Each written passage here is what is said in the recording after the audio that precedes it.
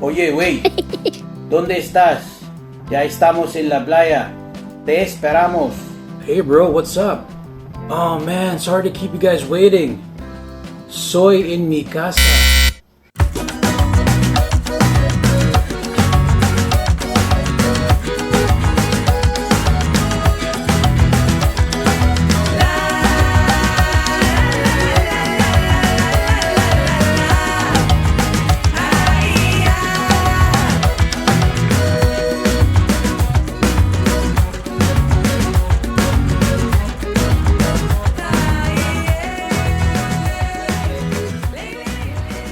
Hola chicos, bienvenidos de nuevo a nuestro canal.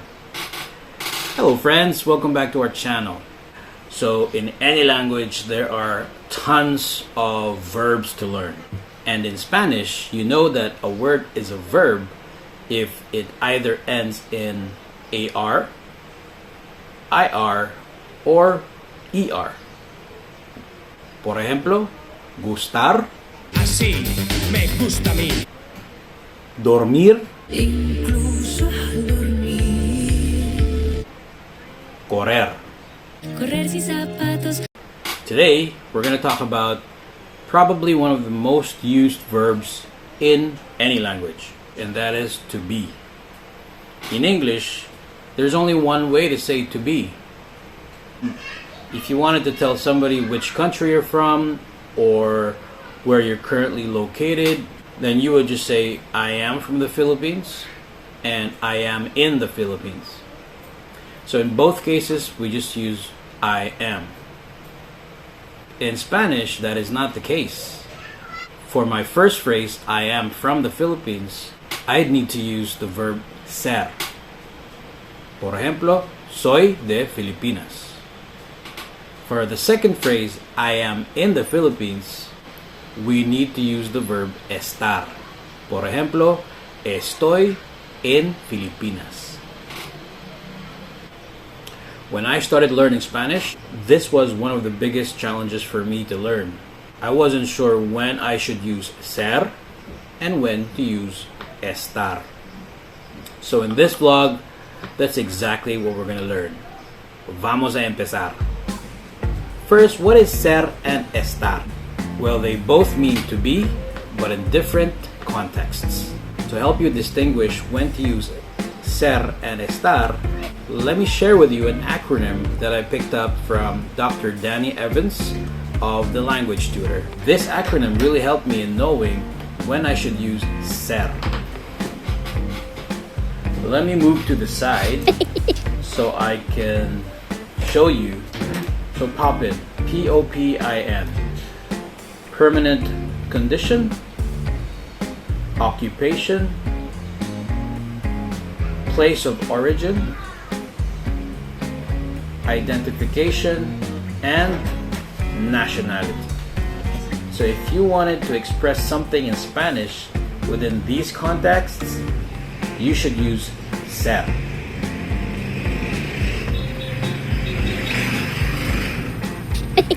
On the other hand, we use estar to express something that could change within a short period of time.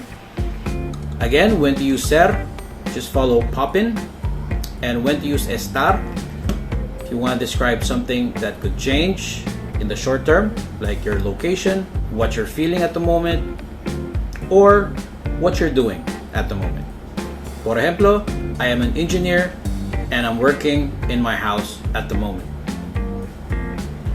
Soy ingeniero y ahora estoy trabajando en mi casa.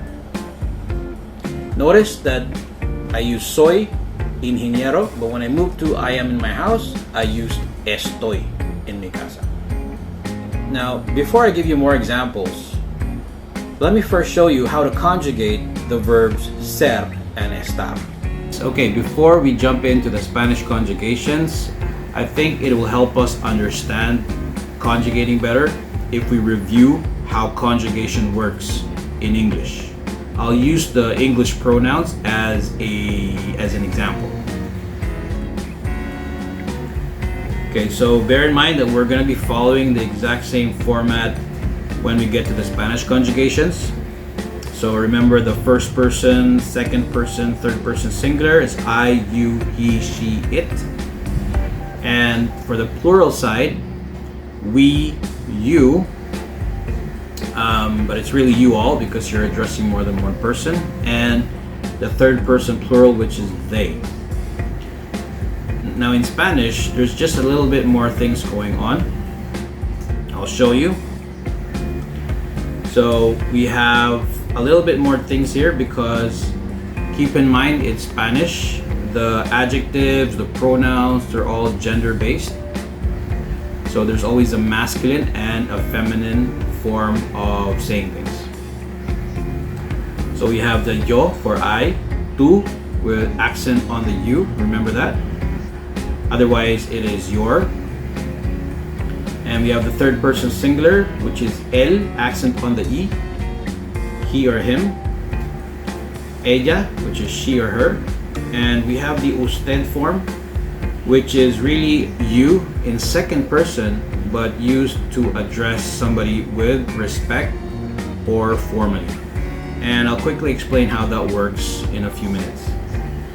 We have the we, which is nosotros or nosotras. So if you're all dudes, then you would say nosotros. If you're all ladies, then nosotras. And if you want to be neutral, let's say there's a mix of men and women, you can just use nosotros. Now we have the you, second person plural, which is vosotros or vosotras, depending on whom you're addressing.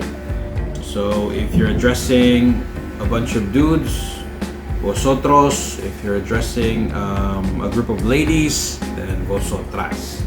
And again, the neutral version, there's a mix, then you're okay with using vosotros. And you have the ellos, ellas, which is they, feminine and masculine. And as with the usted, we have the plural form of that, which is ustedes, which is the it's really vosotros, but in a formal, respectful form. Now remember, usted and ustedes are both the formal pronouns.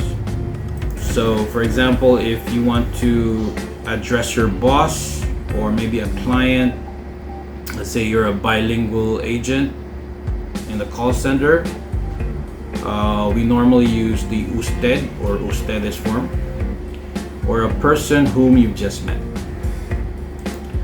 Remember, usted and ustedes are used in third person singular plural. And of course, we will be looking at examples later on how to use usted and ustedes. Now, you might have noticed there was a Spanish flag beside vosotros and vosotras. This is because the vosotros form is typically used only in Peninsular Spanish. So remember, vosotros and ustedes are both referring to second person plural, with the difference of ustedes being the formal version. So meaning in Latin America, they always address each other in the formal way. So again, when you speak to Latinos, you wouldn't normally hear them use vosotros in their conversations. If you go to Spain, or if you speak with an Español, then you would hear a lot of vosotros going on. So now let's move into the actual conjugation, and we'll start with ser. Now, if you notice, I put the pronouns in parentheses. The reason for that is in Spanish, they are actually optional. They can be omitted without changing the meaning of the phrase. And I'll give examples later. Here it is. So for first person singular, it is yo soy. Second person singular, it is eres or tú eres. Again, the pronoun is optional. Él, ella, usted, es for third person singular. Nosotros or nosotras somos, we are. And we have the vosotros or vosotras sois. So you all are. Second person plural. And we have the ellos, ellas, ustedes son. So these are the they are, ellos, ellas. And you have the ustedes son, which is you plural are in the formal respectful form. Now going to the estar conjugation.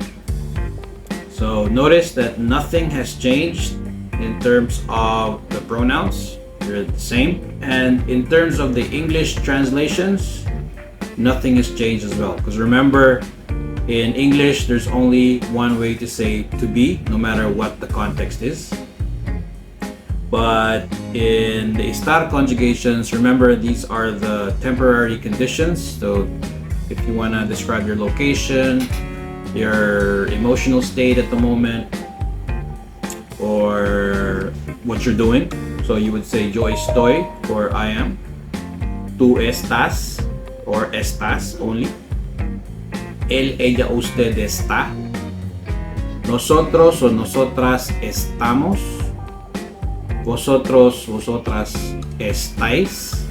Ellos, ellas, ustedes están. So whenever we learn a new verb, we will always go back to this chart so we can practice conjugating them. And one thing in Spanish is you can leave out the pronouns. You don't have to say or write them unless you are trying to emphasize or specify who it is or what it is that is doing or receiving the action. And again, it's okay to leave them out if you're not doing any of those. Here are some examples showing that it's okay to leave out the pronouns. And also there's an example here when you want to specify, and another example if you're emphasizing. So in normal conversation, if for example you're not emphasizing or specifying anything, so for example, ¿Quién es esa chica? Who is that girl? So you are pointing out to somebody, a person, and you're just asking that person to identify who that person is. So the subject has already been identified. In that case, there is no need to use the pronoun. You can just say, es mi novia, or she is my girlfriend. No need to say, ella es mi novia, because there is no need to specify, as the question already specified it. So here's another example, but this time we're specifying. So who among those girls is your girlfriend? So you're trying to have another person identify who it is or specify who it is among those girls. ¿Quién de esas chicas es tu novia? She is my girlfriend. Ella es mi novia.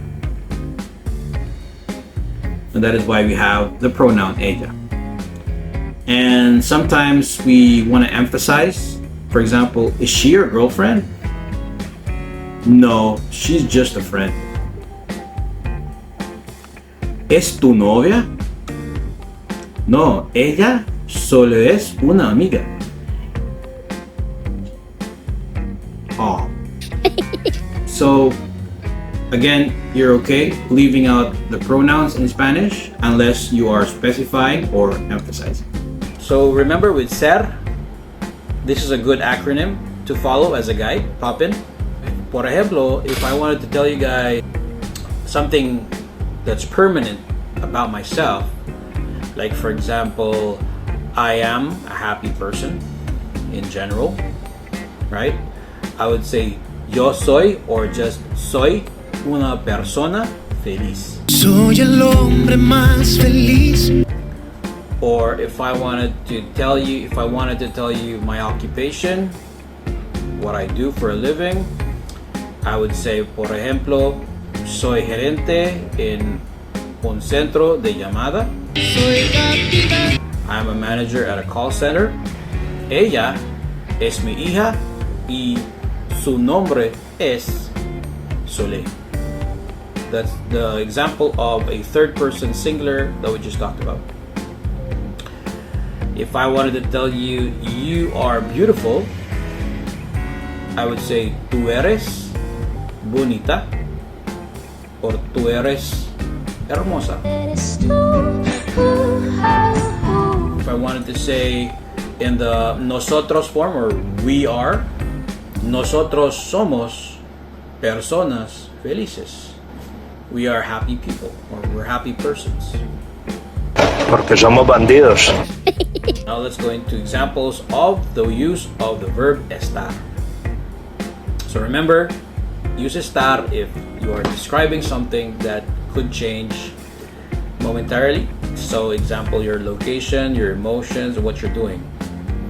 Ahora estoy hablando con ustedes. Ahora mis hijos están en el colegio, or en la escuela. Ahora estamos hablando de los verbos ser y estar. What else? Y ahora estoy muy feliz de hablar con ustedes. Ya estoy cansada. Before we end, I'd like to share with you some resources that I use if I'm not sure how to conjugate a certain Spanish verb. I use this resource. It's Spanish Dict online, Spanish dictionary, and it's very cool because all you have to do is enter. Here, let me show you. So it's very cool. All you have to do is enter the verb that you want to conjugate, and you can also download this on your phone. And all you have to do is, once you enter the verb, click the conjugation tab, and over here, not only will you see how it's conjugated in the different persons, but it also gives you the different tenses and the different moods. So what we talked about today is all here. Yo soy, eres, es, somos, sois, son. Let's check out estar. There you have it. Present tense, everything that we talked about. Now, why don't we check out how the natives use the verbs ser and estar? I'm thinking of getting them on a video call right now, if I can, and I'm gonna ask them a bunch of questions, random questions, where they will be forced to use the verbs ser and estar. I'm not gonna tell them what I'm trying to do, so try to observe how they use the verbs ser and estar. Dale.